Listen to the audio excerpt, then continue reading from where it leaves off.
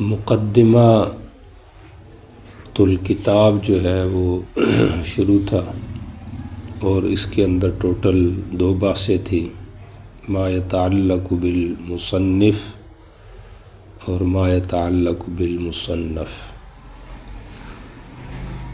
مصنف کے احوال، نام و نسب، ولادت و وفات، مقام و فضیلت، یہ چیزیں گزر گئی تھی۔ آج جو ہے مصنف کا جو فقہی ذوق ہے اس کے حوالے سے گفتگو ہوگی۔ فقہی اعتبار سے مصنف مقلد ہیں یا غیر مقلد ہیں؟ غیر مقلد ہونے کا مطلب مجتہد۔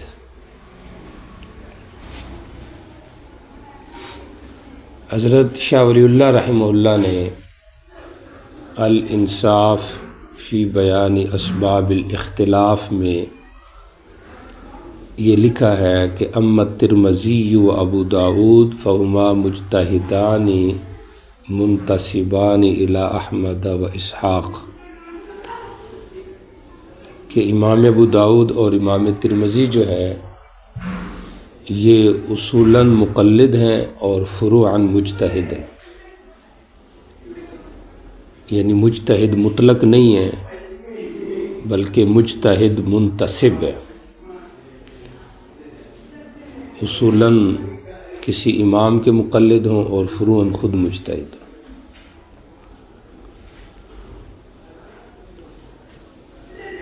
باقی دوسرا قول اس میں یہ ہے کہ یہ شافعی المسلک ہے۔ طبقات الشافعیہ میں سبکی نے رحمہ اللہ نے ان کو شافعی قرار دیا ہے۔ نواب صدیق حسن خان نے بھی ان کو شافعی قرار دیا ہے۔ اور تیسرا قول ان کے بارے میں یہ ہے کہ یہ حنبلی ہے۔ چنانچہ حضرت شیخ زکریا رحمہ اللہ اور حضرت انور شاہ کشمیری رحمہ اللہ کی یہی رائے ہے، یہ مسلکاً جو ہے وہ حنبلی ہے۔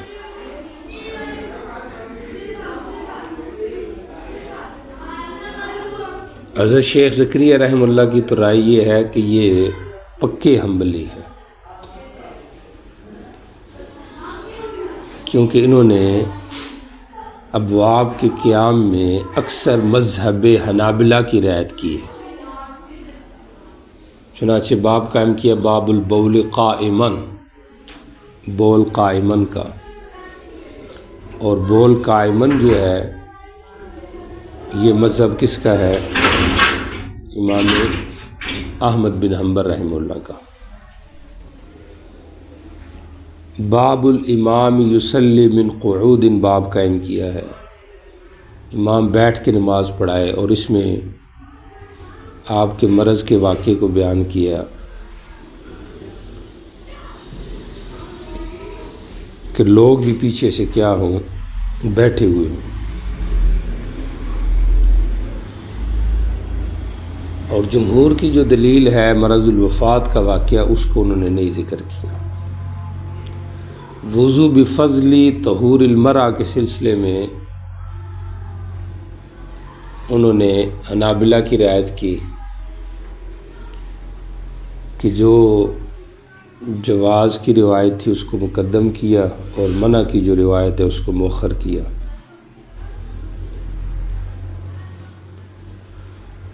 حالانکہ اس کا برعکس ہونا چاہیے۔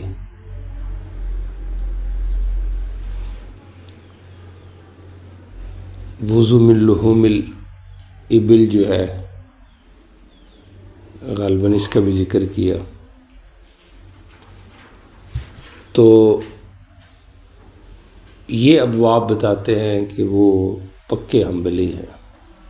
یہ حضرت شیخ زکریا رحمہ اللہ کی رائے ہے، لیکن بہرحال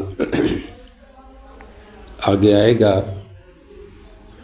کہ پکے حنبلی ہونے والی بات تو ٹھیک نہیں ہے، اور جن مثالوں کو پیش کیا گیا اس بات میں کہ یہ حنبلی ہے، مصنف کے سنی سے بھی ان کی مخالفت معلوم ہوتی ہے۔ قائم کیے باب انہوں نے، لیکن ضروری نہیں ہے کہ اس سے حنابلہ کی تائید ہو، بلکہ سیاق و سباق گویا حنابلہ کے خلاف ہی جائے گا۔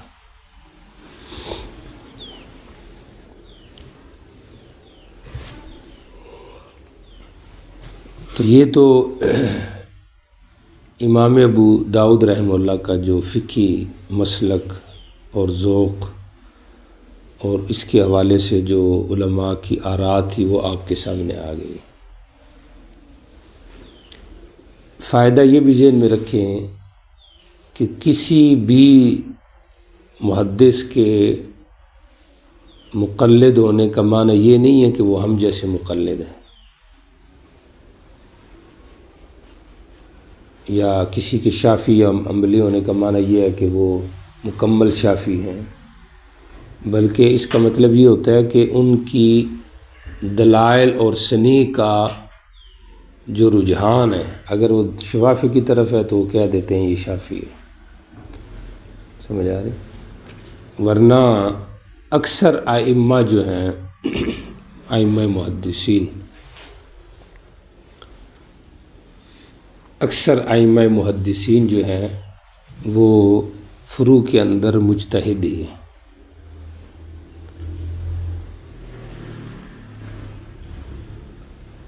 امام بخاری رحمۃ اللہ علیہ کے بارے میں ایک قول جو راجح ہے وہ یہی ہے کہ وہ مجتہد ہے۔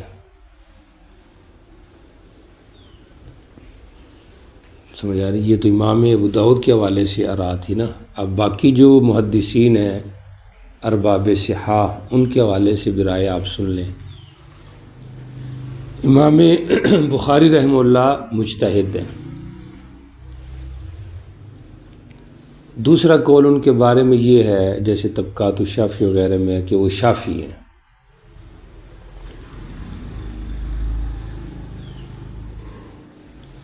اور بعض ابواب بھی شوافع کے مسلک پہ قائم ہیں۔ حضرت انور شاہ کشمیری رحمہ اللہ فرماتے ہیں کہ بعض ابواب سے یہ نہ شبہ ہو کہ وہ شوافع کے مسلک پر ہیں یا وہ شوافع کی تائید ہی کرتے چلے گئے، کیونکہ کچھ ابواب اگر شوافع کے مسلک پر قائم ہیں، جیسے کہ آمین بالجہر ہو گیا، رفع الیدین ہو گیا، تو کچھ ابواب ایسے ہیں جو حنفیہ کے مسلک پر ہیں، جس طرح کہ عدم الوضوء من القبلہ، عدم الوضوء من مس الذکر، عدم الجہر بالبسملہ، تو اس قسم کے جو ابواب ہیں وہ احناف کی تائید میں۔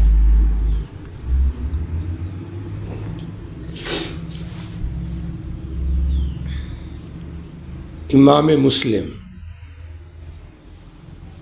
سمجھ آ رہی؟ آراء العلماء فی مسالک المحدثین چل رہی ہے۔ دوسرا آ گیا امام مسلم۔ ایک قول یہ ہے کہ ان کا مسلک صحیح طریقے سے معلوم نہیں ہے، چونکہ مسلک کی تعیین ہوتی ہے ترجمۃ الباب سے، اور امام مسلم نے عنوانات قائم نہیں کی، وہ تو امام نبوی رحمہ اللہ کی قائم کرتا ہے۔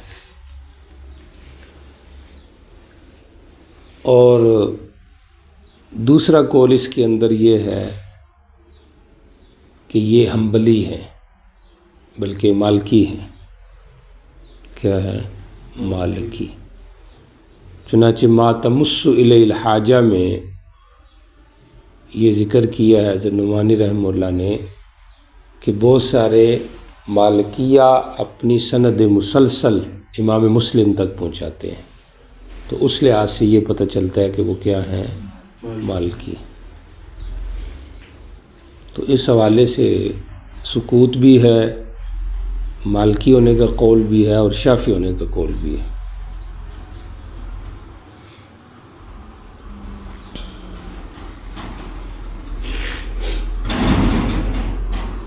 امام ترمذی مشہور یہی ہے اور راجح یہی ہے کہ وہ شافعی المسلک ہے، کیونکہ انہوں نے ہر جگہ پہ تقریباً شافعی کے مسلک ہی کی تائید کی ہے، سوائے ابراد بظہر کے کہ اس میں شافعی کی مخالفت کی ہے، کیونکہ ابراد بظہر کے شافعی چند قیودات کے ساتھ قائل ہیں اور امام ترمذی نے ان کی مخالفت کی ہے۔ ابن ماجہ کے بارے میں بھی غالب یہی ہے کہ وہ شافعی المسلک ہے۔ امام نسائی رحمہ اللہ کے بارے میں ایک قول تو یہ ہے کہ وہ حنبلی ہے، دوسرا قول یہ ہے جیسے طبقات الشافعی وغیرہ میں ہے کہ وہ شافعی المسلک ہے۔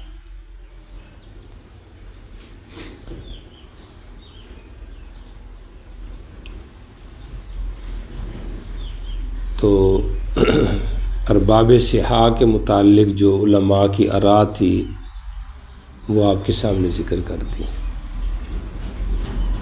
بات سمجھ آ رہی، اور ان آراء میں عموماً حضرت شاہ ولی اللہ رحمہ اللہ،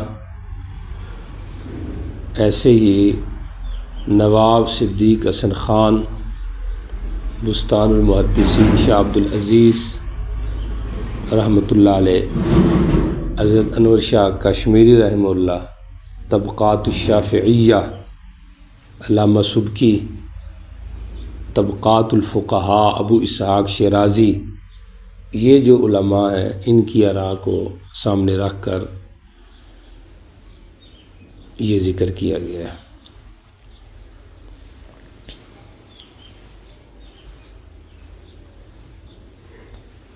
اور دوسرا فائدہ یہ بھی ذہن میں رکھے ضمناً کہ ائمہ دو قسم کے ہیں، ایک ائمہ متبوعین اور ایک ائمہ غیر متبوعین۔ متبوعین ائمہ جو ہیں وہ چار ہی ہیں، کتنے ہیں؟ چار، جن سے آگے مسالک اربعہ نکلے ہیں، اور غیر متبوعین ائمہ بہت سارے ہیں، سمجھ آ رہی؟ جتنے بھی مجتہد ہیں وہ سب غیر ائمہ ہیں، یعنی وہ کیا کہتے ہیں اس کو، وہ ان چار کے علاوہ باقی سارے غیر ائمہ متبوعین ہیں۔ اور پھر کچھ ایسے بھی ہیں کہ جو شروع میں متبوعین رہے ہیں، یعنی لوگوں نے ان کی اتباع کی ہے اجتہاد میں، لیکن بعد میں پھر ان کا مسئلہ ختم ہو گیا، جیسے امام اوزائی پہلی 2 صدیوں میں ان کے ماننے والے لوگ رہے۔ امام اوزائی کے علاوہ امام اسحاق ہے، سمجھ آ رہی، اور ایسے ہی ابو سفیان ہے، بلکہ سفیان ثوری، سمجھ آ رہی۔ تو ان کے متبوعین شروع میں رہے ہیں، لیکن بعد میں پھر وہ کیا ہو گیا ہے، ختم ہو گیا۔ 4 ائمہ کو اللہ نے اتنی مقبولیت دی ہے کہ آج 1400 سال گزرنے کے باوجود بھی ان کے ماننے والے اور ان کے اجتہاد کے پیروکار موجود ہیں، اور یہ بہت بڑی قبولیت ہے۔ اور ان ائمہ میں جو ترتیب ہے وہ یہی ہے کہ سب سے پہلے امام ابو حنیفہ، پھر امام مالک، پھر امام شافعی، اور پھر امام احمد۔ بات سمجھ آ رہی؟ تو امام ابو حنیفہ رحمہ اللہ اور امام مالک کا زمانہ اگرچہ ایک ہے، لیکن رتبے میں امام ابو حنیفہ بڑے ہوئے امام مالک سے، باقیوں کا تو پھر زمانے بعد کیا ہے، امام شافعی پہلے کے، امام احمد بعد میں۔ اور یہ ترتیب جو ہے یہ واقع میں بھی ایسی ہمیں نظر آتی ہے، اور علماء نے بھی اس حوالے سے یہی لکھا ہے۔ چنانچہ عبد الوہاب شعرانی جو ہیں بہت بڑے صوفی عالم ہیں، المیزان الکبریٰ میں انہوں نے ایک اپنا مکاشفہ تحریر کیا ہے، سمجھ آ رہی، غیبی معاملات میں بزرگوں کے جو کشف ہوتے ہیں، کرامات ہوتی ہیں، وہ برحق ہوتی ہیں لیکن ضمنی درجے میں ہوتی ہیں۔ تو انہوں نے بہرحال ایک مکاشفہ لکھا ہے کہ ایک نہر ہے بڑی ساری، آب حیات ہی کہہ لے اس کو، جنت کی جو نہر ہے، اس کے اوپر 4 خیمے ہیں اور 4 خیموں کے ساتھ ایک اور خیمہ لگا ہوا ہے۔ تصویر انہوں نے بنائی اپنی کتاب میں۔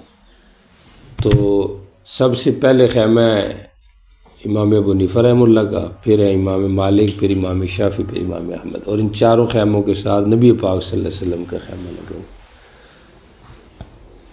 تو گویا اس طرف اشارہ ہے کہ دین کی نہر ہے، سمجھ آ رہی، قرآن و سنت کی، جس کے بانی اور وارث ہیں نبی علیہ السلام، پھر اس سے جو مستفید ہو رہے ہیں اور زیادہ استفادہ کیے امام ابو حنیفہ نے، پھر امام مالک، شافعی اور پھر امام احمد، اور یہی مکاشفہ پھر آگے نقل کیا ہے شریعت و طریقت کا تلازم کتاب میں حضرت شیخ زکریا رحمہ اللہ نے۔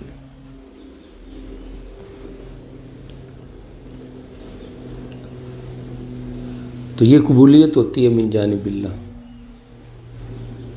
سمجھ آ رہی، اللہ نے ان کو یہ چیز عطا کی ہوئی تھی اور یہ تھا کہ اس میں اخلاص تھا، سمجھا، اخلاص باقی رہ جاتا ہے، نام و نمود، آسائش اور دکھلاوا، سمجھ آ رہی، یہ سب ختم ہو جاتے ہیں۔ تو یہ اللہ جس کو چاہے قبول کرے۔ دیکھیں نا 1400 سال گزرے، آج بھی ان کے ماننے والے، ان کے اجتہاد کو پڑھنے والے، اس پہ عمل کرنے والے آج بھی موجود ہیں۔ چلو نبی کے باقیات تو سمجھ میں آتے ہیں کہ امتی نبی کا پابند رہے، لیکن امتی کے اجتہاد پہ باقی رہے اور اتنا لمبا عرصہ، اور پھر مختلف ذہن، رنگ، نسل، قبیلے، قوم والے لوگ، سمجھ آ رہی، تو یہ سوائے من جانب اللہ مقبولیت کے اور کچھ نہیں ہے۔ اللہم جعلنا منہ۔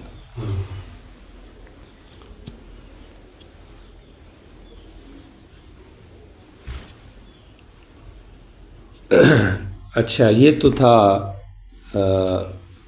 فقہی ذوق مصنف کا، سمجھ آئے، فقہی مسلک امام ابو داؤد رحمہ اللہ کا، اور اس کے ضمن میں دیگر محدثین کی جو وہ تھی آرات، مذاہب، تو اس کا ذکر ہوا۔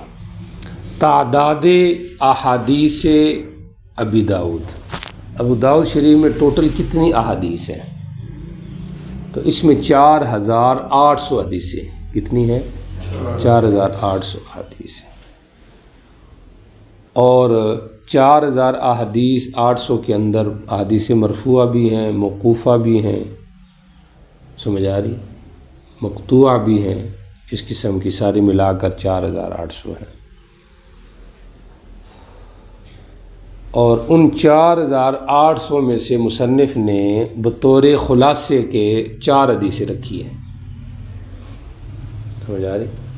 الاکمال جو کتاب رسالہ ہے مشکات کے ساتھ لگا ہوا ہے، اس کے اندر بھی انہوں نے امام ابو داؤد کے حوالے سے لکھا ہے کہ امام ابو داؤد نے یہ فرمایا ہے کہ 4 حدیثیں ان سب حدیثوں کا حاصل ہے۔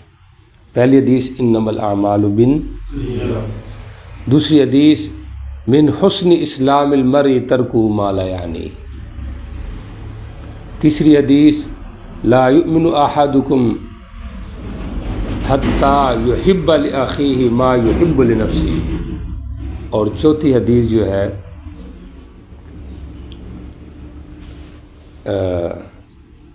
یہ تیسری حدیث ہوگی، اور پہلے انما الاعمال بالنیات، سمجھ آ رہی، دوسری من حسن اسلام المرء ترک ما لا یعنی، لا یؤمن احدکم حتی یحب لاخیہ ما یحب لنفسہ، اور چوتھی الحلال بین والحرام بین۔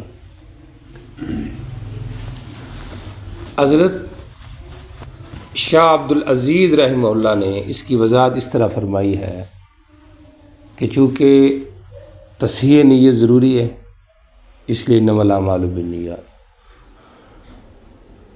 سمجھ آ رہی؟ حقوق العباد کی رعایت بھی ضروری ہے. تو لا یؤمن احدکم حتی یکون یحب لاخیہ، اس لیے حدیث لی.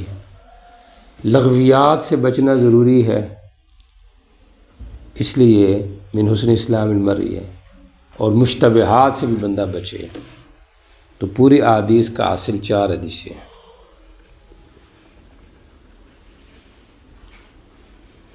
بات سمجھ آ رہی؟ باقی علماء کرام نے حضرت امام ابو حنیفہ رحمہ اللہ کے حوالے سے بھی یہ نقل کیا ہے کہ انہوں نے بھی احادیث کا خلاصہ 5 حدیثیں بنائی ہیں. پوری احادیث کا حاصل 5 حدیثیں بنائی ہیں. 4 یہ اور ایک اور اس میں اضافہ کی ہے، لیکن چونکہ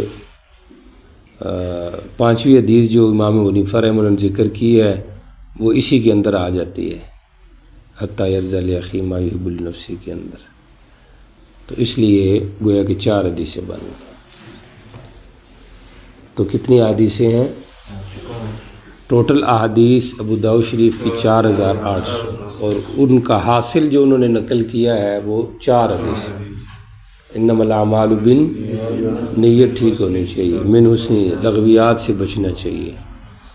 سمجھ آ رہی؟ لا یؤمن احدکم حتی یحب لاخیہ ما یحب لنفسہ، حقوق العباد کی رعایت اور مشتبہات سے بچنا. الحلال بین والحرام بین وبینہما امور مشتبہات. آپ بھی طلبہ دورہ حدیث ان 4 چیزوں کا لازمی اہتمام کریں.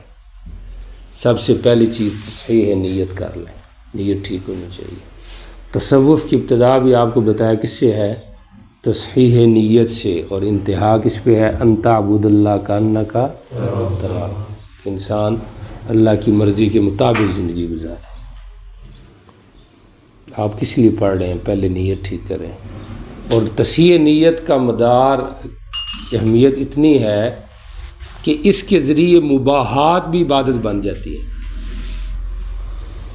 مباحات تو آپ کو پتہ ہے نا، جس کے کرنے پہ نہ ثواب ہے اور نہ کرنے پہ گناہ نہیں. یہی ہے نا؟ سمجھا؟ کرنے پہ ثواب نہیں، نہ کرنے پہ گناہ نہیں، مباحات. تو مباحات بھی عبادت بن جاتی ہے. چنانچہ ابو داؤد شریف میں ایک واقعہ آئے گا حضرت معاذ بن جبل اور حضرت ابو موسیٰ اشعری کا. جب یہ دونوں یمن کے اندر گئے تھے قاضی وغیرہ بنا کے، تو ان کا آپس میں بیٹھک ہوئی. تو حضرت معاذ بن جبل نے حضرت ابو موسیٰ سے پوچھا کہ آپ کی کیا معمولات ہیں؟ تو انہوں نے کہا میں تو پوری رات عبادت کرتا ہوں،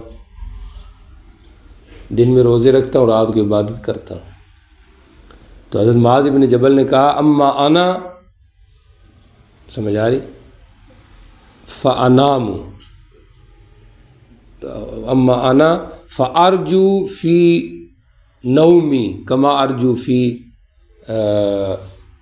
مقامی. اس قسم کے لفظ ہیں کہ میں سونے میں بھی اس چیز کی امید رکھتا ہوں جو میں قیام میں امید رکھتا ہوں. یعنی میں اپنے سونے کو بھی اپنی عبادت سمجھتا ہوں. تو دیکھیں نا، سونا مباح ہے، لیکن انہوں نے نیت کیا کی ہوئی ہے؟ نیت ٹھیک ہے. سمجھ آ رہی؟ تو نیت جب ٹھیک ہے تو وہ سونا بھی گویا کہ وہ عبادت بن. تو آپ کس لیے پڑھ رہے ہیں؟ یہ لازمی ذکر. سمجھ آ رہی؟ اللہ کی رضا، اصلاح معاشرہ اور اپنی اصلاح. سمجھ آ رہی؟ اس کے لیے بندہ پڑھے، دنیا کا حصول مقصد نہ ہو کسی اعتبار سے بھی. اور 4 باتوں کا اہتمام ابھی سے کر لیں: تصحیح نیت، حقوق عباد کی رعایت اور حقوق اللہ کی رعایت، لغویات سے بچنا اور مشتبہات جو چیزیں ان سے بھی اپنے آپ کو بچانا. آخری چیز ہے مصنفات ابو داؤد، کتب ابو داؤد. امام ابو داؤد کی جو کتابیں انہوں نے تصنیف کی ہے، سمجھ آ رہی؟ وہ کتنی ہیں؟ تو ایک تو آپ کے سامنے ہے ابو داؤد کتاب السنن. سمجھ آ رہی؟ ایک تو یہی کتاب السنن ہو گئی، سنن ابی داؤد. اور اس کے علاوہ ان کی ایک کتاب ہے مراسیل و ابی داؤد، بعض کتابوں کے ساتھ یہ رسالہ لگا ہوا ہے، مرسل روایتیں۔ مرسل وہی روایت ہوتی ہے، یاد ہے آپ کو، جس کی سند کے آخر سے راوی حذف ہوا ہو، صحابی حذف ہو جائے، تابعی ڈائریکٹ کہے قال النبی صلی اللہ علیہ وسلم۔ اس کے علاوہ الرد علی القدریہ، الناسخ والمنسوخ، مسند مالک ابن انس، تو یہ ان کی اس قسم کی کتابیں ہیں مشہور، بہرحال 2-3 کتابیں یہ ان کی جو مشہور ہیں، باقی عند المحدثین تو ساری مشہور ہیں۔ بات سمجھ آ رہی؟ تقریب التہذیب جو کتاب ہے امام ابن حجر کی، جو تہذیب التہذیب کا خلاصہ ہے، سمجھ آ رہی؟ اس تقریب التہذیب میں جو رمز لگائے ہیں امام ابو داؤد نے کتابوں کے ہر راوی کے اوپر کہ یہ راوی کس کس کتاب کا راوی ہے، تو انہوں نے ان رموز کے اندر جہاں ابو داؤد کا رمز ستہ کے رمز مقرر کیے، وہاں امام ابو داؤد کی باقی کتابوں کے بھی رمز مقرر کیے، سمجھ آ رہی؟ جیسا کہ الناسخ والمنسوخ جو ان کی کتاب ہے اس کا بھی رمز ہے، سمجھ آ رہی؟ اسی طریقے سے الرد علی القدریہ کا بھی رمز ہے، ما تفرد بھی اہل الامصار، یہ ان کی کتاب ہے، اس کا بھی رمز ہے، سمجھا؟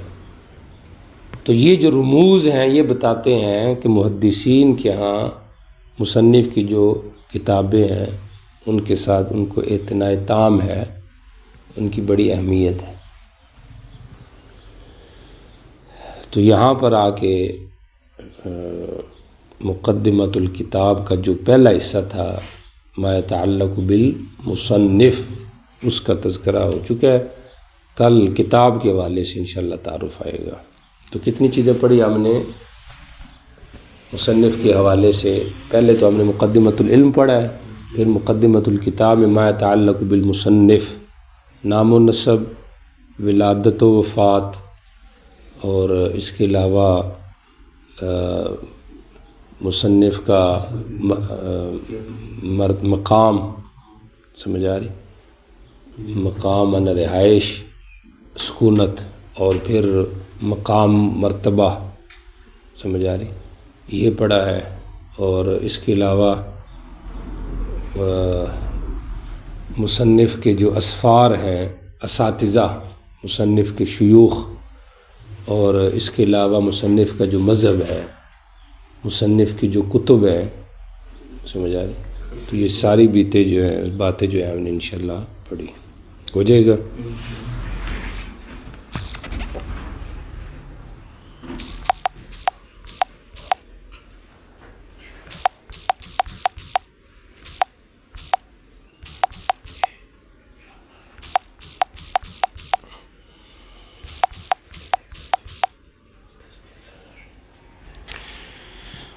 تکرار کریں نا ذرا، مجھے پھر سنائیں بھی صحیح جو کچھ ہو گئے،